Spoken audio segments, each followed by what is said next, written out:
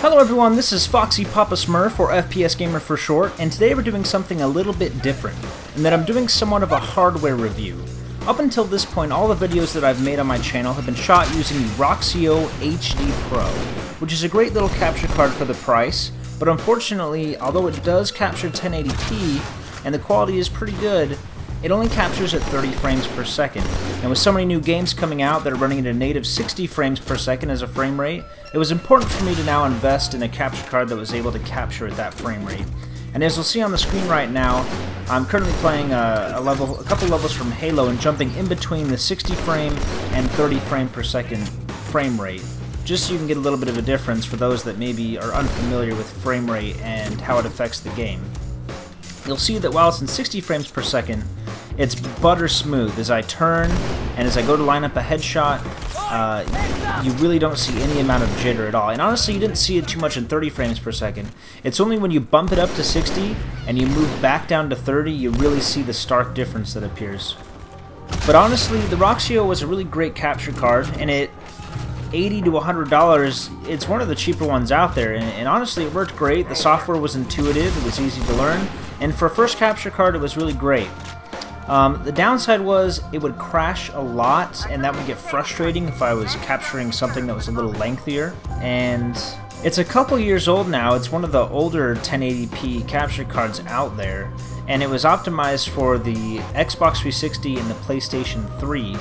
And obviously those are no longer the current gen consoles. However, the capture card I am now using is the Elgato HD60, and as the name implies, it is 1080p, true 1080p, and 60 frames per second. And can I just say that the picture quality is amazing. I thought the Roxio was pretty good. Now experiencing the Elgato, I'm never going to go back to something any less than that. It really is incredible. And it's slightly more expensive at $150, but really if you have the money, I would spend the extra $50 or $60 and invest in a higher quality capture card like that, because it really does make a big difference. Obviously, this frame rate only benefits you if the game itself runs at 60 frames per second, so if you're playing something like Grand Theft Auto 5 on the Xbox One or PlayStation 4, you're really not going to notice any difference, and that is because the game is running at 30 frames per second. Capturing it at 60 frames per second won't make it look any different. A higher frame rate also helps you if you're more of the competitive type.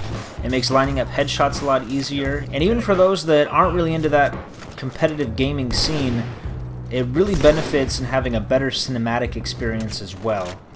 Obviously, 60 frames per second takes up more space than a 30 frame per second equal video.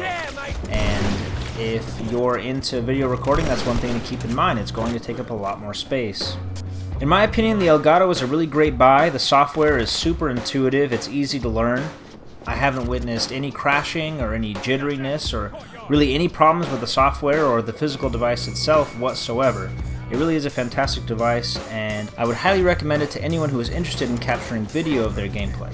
And I'm going to go ahead and cut off the rage comments right now and mention that there are other capture devices out there that I have heard are pretty good. I'll preface this by saying I don't have any first-hand experience with these devices, but other YouTubers that I know personally have used them and have recommended them and say that they're great devices as well.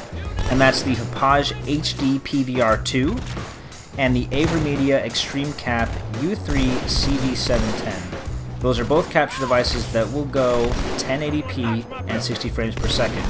And links to both of those devices will be found in the description below this video, so you can find them over on Amazon. Well, thank you guys so much for listening in. I hope you appreciate the video, and you have a little bit more of an informed decision if you're looking at getting a capture card. If you'd like to see more videos like this one, stay tuned right here on my channel, FPS Gamer. And if you'd like to stay up to date with any Halo news, head on over to Halo Follower. I'm currently writing for that channel right now, so you may occasionally see some of my articles appear as videos on that channel. Well, thank you guys so much for watching. I really appreciate the views and the likes. Go ahead and leave a comment down below if you feel like there's another capture device out there that I missed, or maybe some other details about the device itself that other people watching this video should be aware of. Thanks again for watching, and I'll see you guys next time.